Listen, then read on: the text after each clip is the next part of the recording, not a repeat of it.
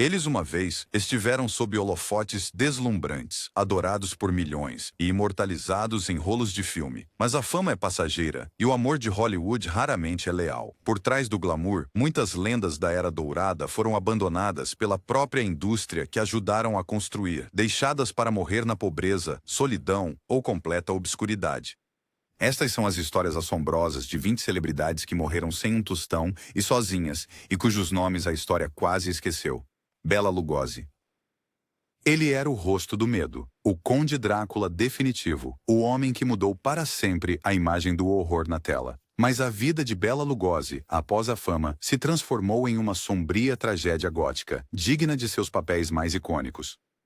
Quando o público gritava por Drácula, gritava por Lugosi. No entanto, Hollywood, sempre volúvel, o descartou quando seu sotaque estrangeiro se tornou um problema e novos monstros entraram na moda. Na década de 1940, Lugosi estava aceitando papéis muito abaixo de seu talento, reduzido a trabalhar com estúdios de baixo orçamento, como a Monogram Pictures. Ele ficou estigmatizado, incapaz de se libertar da capa sombria que outrora usara com orgulho. Problemas financeiros aumentaram, sua esposa se divorciou dele, sua saúde piorou, e ele recorreu à morfina para lidar com a ciática crônica, mergulhando em vício e desespero. Na década de 1950, Lugosi vivia em um pequeno apartamento em Los Angeles, lutando tanto com seus demônios quanto com contas não pagas. Desesperado, ele trabalhou com o cineasta cult Ed Wood, em papéis que trouxeram ridículo em vez de reconhecimento. Quando ele morreu em 1956, ele tinha apenas $1.900 em seu nome. O homem que definiu um gênero foi enterrado com sua capa de Drácula, não por escolha, mas porque não tinha mais nada adequado para vestir na morte. Ele já havia dominado a tela em castelos, criptas e corredores sombrios. No entanto, no final, Bela Lugosi morreu sem um tostão, viciado e quase esquecido. Um ícone eclipsado pela própria escuridão que ajudou a definir. Frances Farmer. Ela já foi aclamada como a próxima grande atriz de sua geração. Radiante e bela, extremamente inteligente e inconfundivelmente talentosa, Frances Farmer parecia destinada à grandeza. Mas, em vez disso, ela se tornou uma das histórias de advertência mais trágicas de Hollywood, devorada tanto pela fama quanto pelo sistema psiquiátrico que alegava protegê-la. A resistência de Farmer às normas de Hollywood era evidente desde cedo. Ela criticava o sistema de estúdios, resistia à máquina de publicidade e se recusava a jogar o jogo.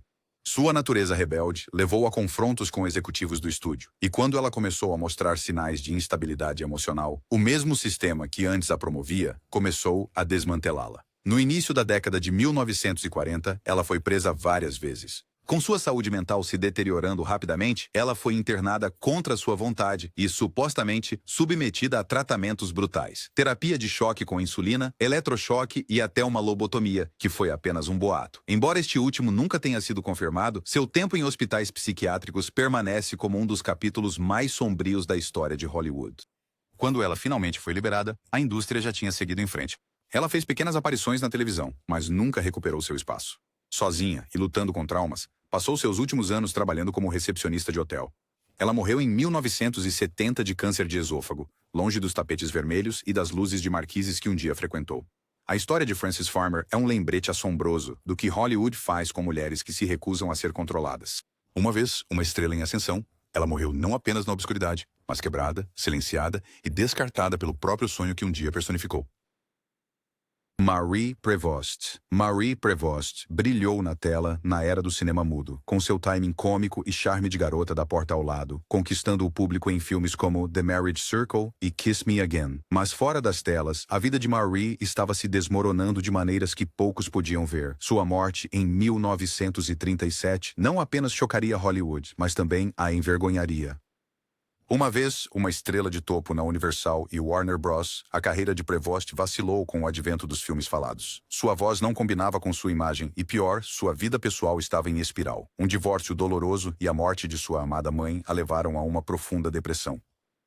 Ela recorreu ao álcool e à comida para se confortar, e os estúdios, obcecados com juventude e magreza, pararam de escalá-la. Seu ganho de peso foi ridicularizado na imprensa.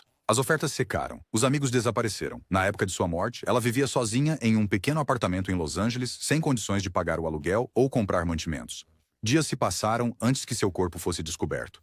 Os jornais sensacionalizaram que seu cachorro faminto havia parcialmente consumido seu corpo para sobreviver. Embora isso tenha sido exagerado, a história real era horrível o suficiente. Marie morreu sozinha, com fome e esquecida pela indústria que um dia a celebrou. Sua morte solitária desencadeou reformas em como os atores eram apoiados, incluindo a fundação do The Motion Picture and Television Fund. No entanto, a tragédia mais profunda permanece. Marie Prevost foi descartada por uma indústria que a amava apenas quando era lucrativa. Bob Driscoll. Ele foi a voz de Peter Pan, o coração de Canção do Sul e o garoto de rosto fresco na era dourada da Disney. Bob Driscoll foi uma vez um símbolo de maravilha infantil, mas sua vida real se tornou um pesadelo de traição, vício e morte em completa obscuridade. Driscoll alcançou a fama rapidamente, ganhando um Oscar juvenil e tornando-se o jovem ator favorito de Walt Disney. Mas como muitos astros mirins, foi abandonado quando chegou à puberdade. A Disney o abandonou abruptamente após Peter Pan, alegando que ele não se encaixava mais na imagem saudável. Sem plano de carreira e sem orientação dos pais, Bob mergulhou no abuso de substâncias. Aos 20 anos, ele estava viciado em heroína e frequentemente em apuros com a lei. Ele alternava entre a prisão e pensões baratas, tentando vender arte e sobreviver. Em 1968, foi encontrado morto em um prédio abandonado em Nova York, cercado por garrafas de cerveja vazias e seringas sujas.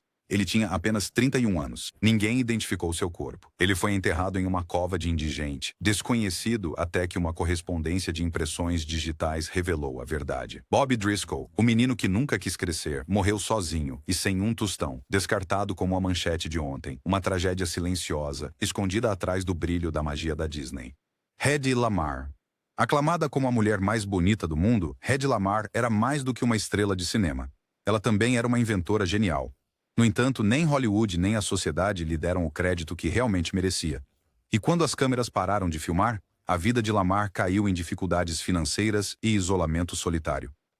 Ganhando fama nas décadas de 1930 e 1940 com filmes como Sansão e Dalila e Ziegfeld Girl, Lamarr cativou o público com sua aparência exótica e voz sedutora.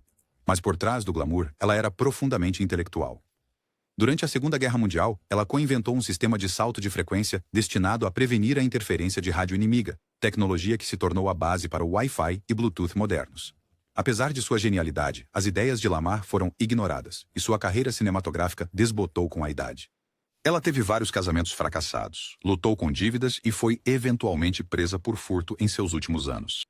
Em suas últimas décadas, ela se tornou uma reclusa, comunicando-se com o mundo apenas por telefonemas, nunca mostrando seu rosto. Quando morreu no ano 2000, em uma casa na Flórida, sozinha e afastada de seus filhos, deixou pouco mais do que recortes desbotados e reconhecimento não realizado. Só anos após sua morte, ela foi homenageada póstumamente por suas contribuições tecnológicas. Mas em vida, Hedy Lamarr, uma das mentes mais brilhantes a pisar em um palco de som, morreu quase falida e completamente sozinha.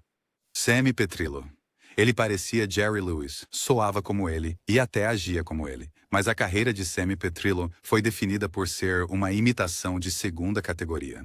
No início da década de 1950, Petrillo encontrou fama instantânea como sósia de Lewis em comédias de baixo orçamento. Mas essa fama seria de curta duração. O que se seguiu foram décadas de obscuridade, amargura e uma morte triste e solitária. O destaque de Petrillo veio em Bela Lugosi Meets a Brooklyn Gorilla, uma paródia de terror pastelão com um culto de seguidores hoje. Sua semelhança assustadora com Lewis tornou-se tanto seu ingresso quanto sua maldição. Lewis supostamente o colocou na lista negra nos bastidores, levando a rápida queda de Sammy em desgraça. Sem apoio de estúdio ou marca original, as oportunidades de Petrillo se esgotaram. Ao longo dos anos, ele se virou com trabalhos esporádicos, stand-up em clubes decadentes, aparições estranhas na TV e participações pessoais onde os fãs riam mais dele do que com ele. Ele ficou ressentido, culpando publicamente Jerry Lewis por destruir sua carreira. Na realidade, Petrillo tornou-se uma nota de rodapé na história da comédia, um homem definido pela sombra de outro homem. Ele morreu em 2009 de câncer, sozinho e esquecido, vivendo em Las Vegas sem economias e sem reconhecimento. Sammy Petrillo não era apenas um sósia. Ele foi um conto de advertência sobre identidade, ego e o que acontece quando a fama desaparece antes mesmo de realmente se firmar. Carl Alfalfa Switzer.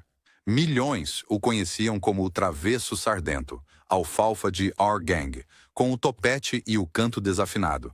Mas a vida real de Carl Switzer, após a fama infantil, não foi uma comédia. Seus anos finais foram marcada pela pobreza, sonhos fracassados e uma morte violenta que chocou aqueles que ainda se lembravam dele. A fama de Switzer atingiu o auge antes de ele completar 12 anos. Quando Our Gang terminou, ele teve dificuldade em encontrar papéis adultos. Hollywood não tinha utilidade para um alfalfa adulto, e Switzer, frustrado, assumiu trabalhos esporádicos, treinador de cães, barman, até guia de caça, mas os problemas pareciam segui-lo. Ele foi preso várias vezes, entrou em brigas e estava constantemente sem dinheiro. Em 1959, com apenas 31 anos, Switzer foi baleado e morto durante uma disputa por uma dívida de $50 e um cão de caça. A versão oficial foi legítima defesa, mas teorias da conspiração surgiram, com alguns acreditando que Switzer foi atraído para a morte. De qualquer forma, sua vida terminou em tragédia, bem diferente da criança inocente que um dia fez a América rir. Switzer foi enterrado em um túmulo modesto na Califórnia, sem homenagem luxuosa, sem cerimônia para um ícone da infância. Apenas silêncio. Ele fez milhões sorrirem, mas morreu sem ninguém para lamentá-lo, perdido em um mundo que esqueceu sua menor estrela. Dorothy Dandridge, ela quebrou barreiras, rompeu tetos e iluminou a tela em Carmen Jones, tornando-se a primeira mulher negra indicada ao Oscar de melhor atriz. Mas a ascensão de Dorothy Dandridge foi igualada apenas por sua queda devastadora, e ela morreu em trágico isolamento, com uma conta bancária vazia e um legado doloroso. Nos anos 1950, Dandridge era um símbolo de elegância e talento. Ela se manteve firme apesar do racismo desenfreado, dos papéis limitados e da constante sexualização por parte de Hollywood, dominada por brancos. Embora elogiada por sua atuação e canto, ela frequentemente era confinada a papéis trágicos ou exóticos e preterida em favor de papéis mais substanciais dados a atrizes brancas menos talentosas. Sua vida pessoal foi turbulenta. Casamentos fracassados, um filho com necessidades especiais que ela lutava para cuidar e má gestão financeira desgastaram seu espírito. Na década de 1960, sua carreira havia desmoronado. Ela se apresentava em clubes noturnos apenas para pagar as contas e vivia em um apartamento decadente em Los Angeles. Em 1965, ela foi encontrada morta aos 42 anos. A causa foi debatida. Alguns dizem suicídio, outros overdose acidental. Independentemente disso, ela tinha apenas $2,14 em sua conta bancária. A mulher que uma vez simbolizou possibilidades para atrizes negras foi abandonada pela indústria para a qual ajudou a abrir caminho. A história de Dorothy Dandridge é tanto inspiradora quanto comovente. Uma luz brilhante que se apagou cedo demais, morrendo sem dinheiro, sem reconhecimento e dolorosamente sozinho. Misha Auer, com suas expressões esbugalhadas e excentricidade selvagem, Misha Auer se tornou um dos atores de personagem mais reconhecíveis dos anos 1930. Ele era o russo excêntrico em My Man Godfrey, o aristocrata melodramático em inúmeras comédias. O público o adorava. Mas quando a cortina caiu sobre a era de ouro de Hollywood, Auer foi deixado para desaparecer silenciosamente na obscuridade. Auer não nasceu na comédia. Ele veio de uma linhagem de nobreza russa e era neto do violinista Leopold Auer. Fugindo da Revolução Russa, ele reconstruiu sua vida na América, tornando-se um dos ajudantes cômicos mais requisitados de sua época. Mas, como muitos atores de seu nicho, os papéis desapareceram com as mudanças de gostos e o surgimento de novas estrelas. Nos seus últimos anos, Auer mudou-se para a Europa, onde fez alguns filmes estrangeiros esquecíveis, bem distantes do reconhecimento que outrora desfrutou. Hollywood há muito o havia esquecido. Apesar de ter atraído atenção nas telas de cinema, passou seus anos finais quase em reclusão. Morreu de ataque cardíaco em Roma em 1967. Com quase nenhuma menção na imprensa americana. Sem funeral grandioso, sem comemorações, sem retrospectivas. Apenas silêncio. Misha Auer, outrora um rei da comédia, morreu no exterior quase sem dinheiro e completamente sozinho. Louise Brooks. Louise Brooks foi mais do que uma estrela do cinema mudo. Ela era um ícone de rebeldia, sexualidade e feminilidade moderna. Com seu corte de cabelo preto e olhar penetrante, ela personificava o misticismo da era do jazz. Mas por trás daquela beleza magnética havia um espírito ferozmente independente que colidia com as expectativas de Hollywood e, em última análise, levou à sua queda. Brooks cativou o cinema europeu com A Caixa de Pandora e Diário de uma Garota Perdida, onde interpretou Femmes Fatales com uma vulnerabilidade comovente. Mas ela resistiu ao controle dos estúdios, rejeitou papéis que considerava inferiores e fez inimigos poderosos. Ela se afastou de Hollywood quando a maioria lutava para permanecer. Sua decisão lhe custou caro. Ela caiu na obscuridade nos anos 1930, reduzida a trabalhar no varejo e dançar em boates decadentes para sobreviver. alcoolismo e problemas financeiros. A ruína real seguiu-se. Durante décadas, ela viveu em um pequeno apartamento em Nova York, dependente de amigos e da previdência social. Só na década de 1970 que historiadores de cinema começaram a redescobrir seu gênio, mas, a essa altura, o dano já estava feito. Louise Brooks morreu em 1985, sozinha, doente e sem dinheiro, anos depois que o mundo parou de olhar. Ela viveu e morreu nos seus próprios termos, mas o preço da independência na velha Hollywood foi o isolamento. Judy Tyler. Ela tinha o mundo a seus pés. Judy Tyler era jovem, radiante e já famosa por seus papéis no The Howdy Doody Show e no musical da Broadway Pipe Dream. Quando estrelou ao lado de Elvis Presley em Jailhouse Rock, os críticos declararam que ela estava à beira do estrelato, mas o destino tinha uma reviravolta cruel reservada. Pouco depois das filmagens terminarem, Tyler e seu marido partiram em uma viagem de carro por Wyoming. Eles nunca chegaram ao destino. Um acidente de carro devastador a matou com apenas 24 anos. Seu marido morreu no local. Judy morreu horas depois no hospital. A indústria ficou chocada.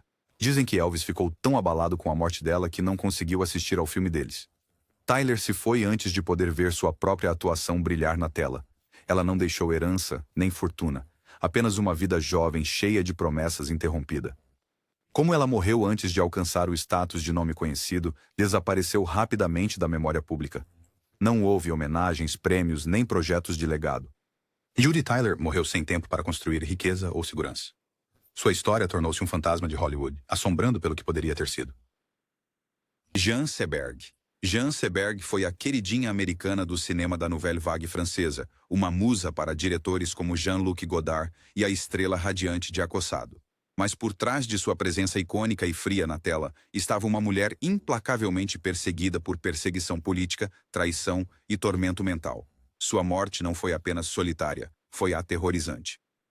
Descoberta aos 17 anos, Seberg foi lançada ao estrelato após ser escolhida para interpretar Joana d'Arc em Saint Joan de Otto Preminger. O filme foi um fracasso e os críticos a destruíram, mas os franceses a acolheram de braços abertos. Em Paris, ela renasceu como um ícone, mas quando voltou para a América e apoiou causas de direitos civis, especialmente os Panteras Negras, atraiu a ira do FBI de J. Edgar Hoover. Sob o COINTELPRO, o FBI travou uma guerra psicológica contra ela. Eles plantaram histórias falsas na mídia, alegando que ela estava grávida de um filho de um Pantera Negra. O escândalo destruiu sua reputação. Ela entrou em uma espiral de depressão, vício e paranoia, convencida de que estava sendo seguida, o que de fato estava. Em 1979, ela desapareceu. 9 dias depois, seu corpo foi encontrado em decomposição no banco de trás de um carro em Paris, ao lado de um frasco de pílulas para dormir e uma nota de suicídio. Ela havia sofrido uma overdose e foi deixada sem ser notada. Jean Seberg, outrora o rosto do cinema francês, morreu sozinha no exílio, sua vida roubada não pelas drogas, mas pela destruição sistemática direcionada. Walter Catlett. Walter Catlett era um daqueles atores de personagem cujo rosto você reconhece instantaneamente, mas cujo nome desaparece em segundo plano. Um mestre do timing cômico confuso e da entrega rápida, ele brilhou em filmes como Levada da Breca e Mr. Deeds Goes to Town. Ele nunca foi o protagonista, mas por décadas foi a escolha de Hollywood para excêntricos adoráveis e ajudantes falantes.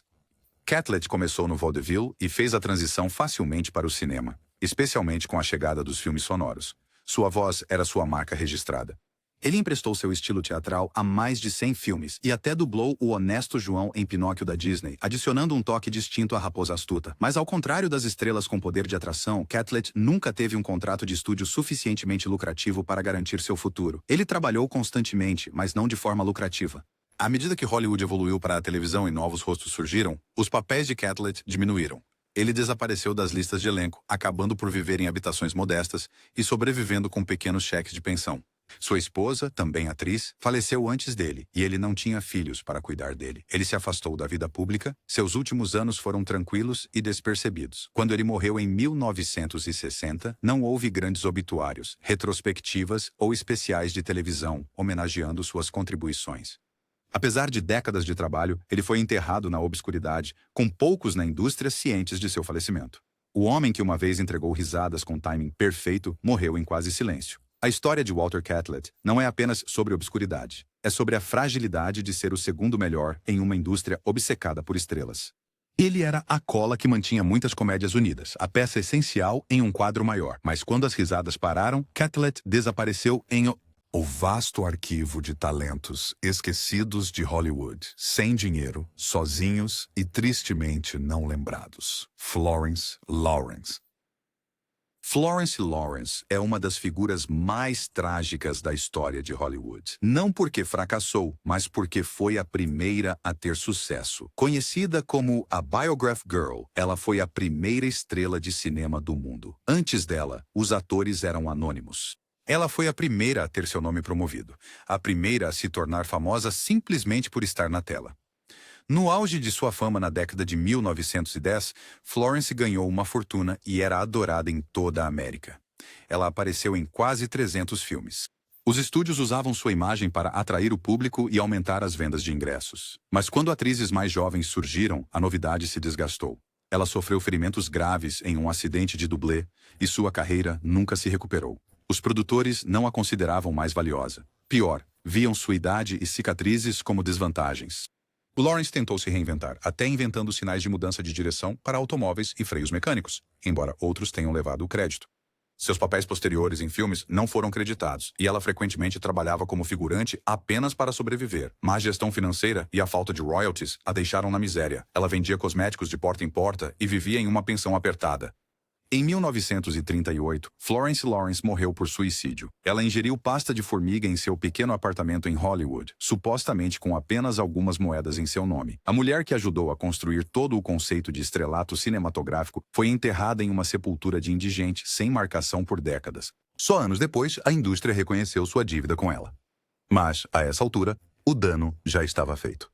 Florence Lawrence, a mãe da fama cinematográfica, foi deixada para trás pela própria máquina que ajudou a criar. Ela morreu sem um tostão e invisível, prova de que mesmo aqueles que inventam a grandeza não têm garantia de um lugar na sua história. El Brandel. El Brandel foi uma vez um dos comediantes de vaudeville mais amados nos primeiros filmes sonoros, conhecido por seu sotaque sueco exagerado e charme desajeitado. Durante a transição para os filmes falados, suas performances leves em filmes como Just Imagine e The Big Trail o tornaram um rosto familiar em toda a América. Por um tempo, ele foi até um dos comediantes mais bem pagos de Hollywood. Mas, como muitos astros do início do cinema sonoro, sua popularidade não durou. À medida que a comédia evoluiu e os gostos mudaram, as rotinas de Brandel começaram a parecer ultrapassadas. Na década de 1940, sua carreira foi reduzida a papéis tão rápidos que mal se notavam. O público mais jovem não o conhecia, e os produtores o viam como uma relíquia de uma era passada. Ainda assim, El Brandel nunca desistiu de se apresentar. Ele continuou trabalhando no rádio e até fez aparições em clubes noturnos mal pagos até os seus 60 anos. Eventualmente, ele se encontrou trabalhando em uma lanchonete em um teatro de Los Angeles. O homem que antes cativava plateias, agora vendia pipoca para elas. Ele se tornou um fantasma vivo em uma indústria que havia seguido em frente. Financeiramente, ele tinha pouco a mostrar por sua fama. Como muitas estrelas do início, ele não tinha os royalties ou investimentos que poderiam tê-lo sustentado na velhice. Quando ele morreu em 1964, não houve tributo de Hollywood, nem alarde, nem manchetes. Ele faleceu silenciosamente, sozinho e em grande parte esquecido, apesar de ter iluminado teatros de costa a costa. Até mesmo seu enterro foi modesto, com poucos presentes e sem um grande elogio para honrar seu legado cômico. A história de El Brandel é um lembrete sóbrio de que a fama nem sempre vem com permanência ou proteção. Ele fez as pessoas rirem durante alguns dos tempos mais difíceis da América, mas em seus últimos dias, o riso era escasso. Ele morreu tão silenciosamente quanto havia ascendido, sem dinheiro e ofuscado pela própria indústria que ajudou a pioneirar. Thelma Todd. Thelma Todd foi a loira fatal original de Hollywood, misturando brilhantismo cômico com charme irresistível em mais de 120 filmes durante a década de 1930. Ela estrelou ao lado de lendas como os irmãos Marx e Buster Keaton, rapidamente se tornando uma das atrizes cômicas mais requisitadas de sua época. Mas por trás do sorriso deslumbrante e da beleza ao estilo flapper, estava uma mulher presa em uma teia de fama, medo e escândalo. A história dela não terminou na velhice. Terminou em uma garagem sob circunstâncias ainda debatidas até hoje. Em 1935, Todd havia passado de estrela a empresária astuta, abrindo o Thelma Todd's Sidewalk Café na Pacific Coast Highway. Tornou-se um ponto de encontro para a elite de Hollywood, mas também atraiu atenção perigosa. Rumores circulavam de que seus negócios estavam envolvidos com figuras da máfia, incluindo o notório gangster Lucky Luciano. Alguns especulavam que ela estava sendo pressionada a permitir jogos de azar ilegais em seu estabelecimento. Então, pouco antes do Natal de 1935, Thelma foi encontrada morta em seu carro por envenenamento por monóxido de carbono. O carro estava estacionado dentro de uma garagem fechada, pertencente à esposa de seu ex-amante. O veredicto oficial foi morte acidental, mas poucos acreditaram nisso. As teorias variavam de suicídio, a retaliação da máfia, a um encobrimento por amantes ciumentos. O caso continua sendo um dos mistérios não resolvidos mais antigos de Hollywood. Embora ela tivesse acumulado uma pequena fortuna, o patrimônio de Todd foi rapidamente consumido por disputas legais e impostos.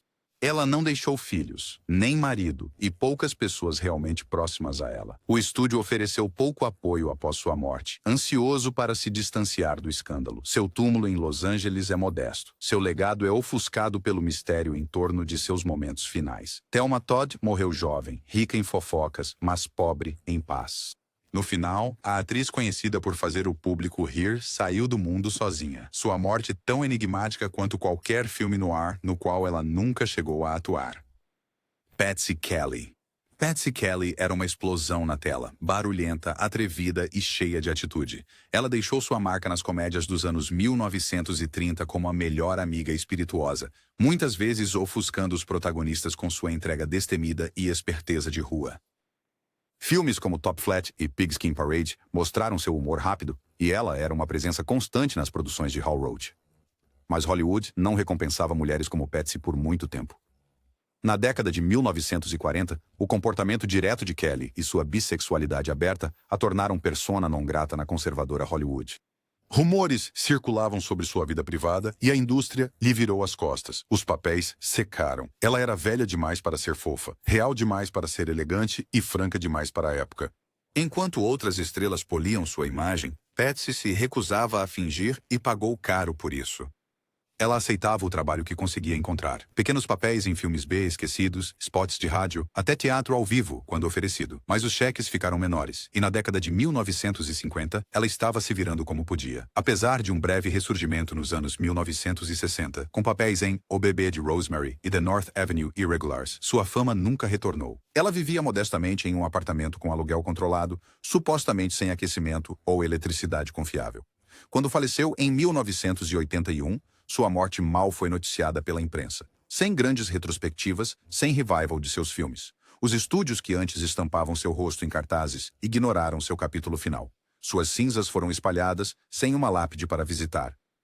O declínio de Patsy Kelly não foi apenas financeiro, foi sistêmico. Hollywood punia mulheres que não se conformavam. Ela morreu sem fortuna ou alarde, uma voz outrora vibrante silenciada na solidão. Seu legado merece mais do que silêncio.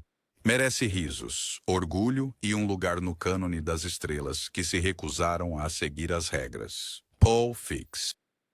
Paul Fix pode não ser um nome conhecido, mas se você já viu um faroeste, já viu seu rosto. Um ator de personagem por excelência, ele apareceu em mais de 300 filmes e episódios de TV, muitas vezes ao lado de John Wayne. Fix incorporou homens da lei, barman e velhos ranzinzas com uma autenticidade que o tornou uma pedra angular do gênero. Mas, apesar de sua carreira prolífica, ele nunca alcançou a fama ou a riqueza das estrelas que apoiou. Fix e Wayne eram amigos próximos. Ele até treinou Wayne em seu icônico andar de cowboy e na entrega dos diálogos. Nos bastidores, ele era respeitado e amado, mas na frente das câmeras, ele permanecia sempre em segundo plano. Ele era um ator trabalhador, não uma estrela, e atores trabalhadores não recebiam residuais, royalties ou grandes salários nos tempos do sistema de estúdios de Hollywood. Ele trabalhou até os seus 70 anos, mas problemas de saúde o forçaram a se aposentar, suas economias diminuíram. Ao contrário de muitas estrelas, ele não tinha imóveis, empreendimentos comerciais ou contratos de longo prazo com estúdios. O gênero western, que antes era seu ganha-pão, havia desaparecido da cultura pop. O trabalho parou de chegar, e os cheques também. Paul Fix morreu em 1983, em Los Angeles, longe das cidades fronteiriças que ele trouxe à vida. Não houve homenagens de estúdios, nem memoriais públicos, nem museus exibindo seu trabalho. Ele foi enterrado na Califórnia, em grande parte esquecido, exceto pelos fãs fervorosos de faroestes. Fix morreu como viveu em Hollywood, silenciosamente, profissionalmente e sem reclamações. Mas para um homem que ajudou a moldar a alma do faroeste americano, seu fim foi injustamente silencioso. Ele morreu falido, sozinho e em grande parte não celebrado. Ainda assim, sem ele, as lendas não teriam parecido tão lendárias. Turhan Bey. Turhan Bey era uma realeza exótica de Hollywood nos anos 1940. Com sua aparência charmosa, sotaque estrangeiro e aura romântica, ele atuou ao lado de nomes como Maria Montez e Yvonne De Carlo em aventuras em Technicolor, que definiu o escapismo de fantasia. Apelidado de The Turkish Delight, ele era um galã e favorito dos fãs, mas sua carreira desapareceu tão rapidamente quanto começou. Nascido na Áustria, filho de um diplomata turco e uma mãe judia, Bey escapou da Europa ocupada pelos nazistas e chegou a Hollywood.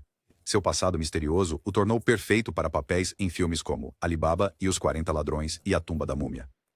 Por alguns anos dourados, ele foi o queridinho do estúdio, mas no final da década de 1940, protagonistas exóticos não estavam mais em demanda. Os papéis pararam, os convites terminaram e Hollywood seguiu em frente. Sentindo-se descartado, Bey voltou para Viena na década de 1950. Ele ensinou fotografia e viveu uma vida modesta longe dos holofotes. Ele voltou aos Estados Unidos décadas depois, assumindo pequenos papéis na televisão em programas como Sequest, DSV, mas o estrelato já havia desaparecido. Ele nunca se casou, não teve herdeiros e viveu sozinho. Turhan Bey morreu em 2012 aos 90 anos com pouca atenção da mídia. Embora uma vez idolatrado, ele caiu na obscuridade. Ele não deixou herança de riqueza, nem arquivo de elogios, apenas memórias para os fãs de filmes clássicos que ainda valorizavam sua imagem em Technicolor.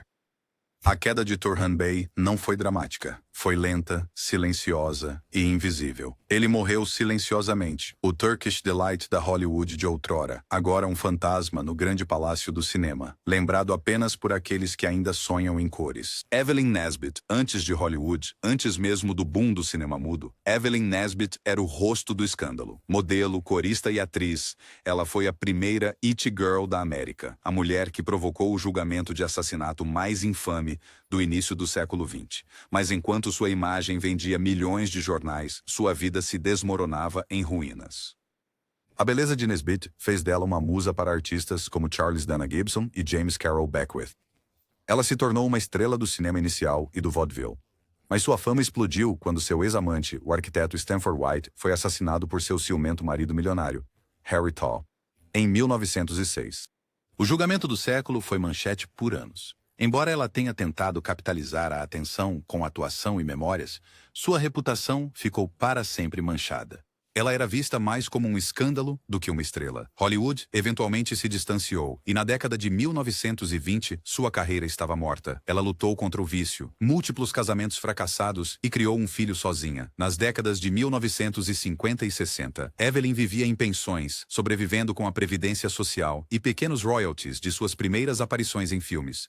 Ela deu entrevistas para tabloides, desesperada por relevância, mas seu glamour havia desaparecido, e o mundo mal notou. Quando ela morreu em 1967, foi sem riqueza, fama ou companheiros próximos. Sua morte recebeu apenas uma breve cobertura. Nenhum grande obituário para a mulher que um dia simbolizou beleza, fama e tragédia.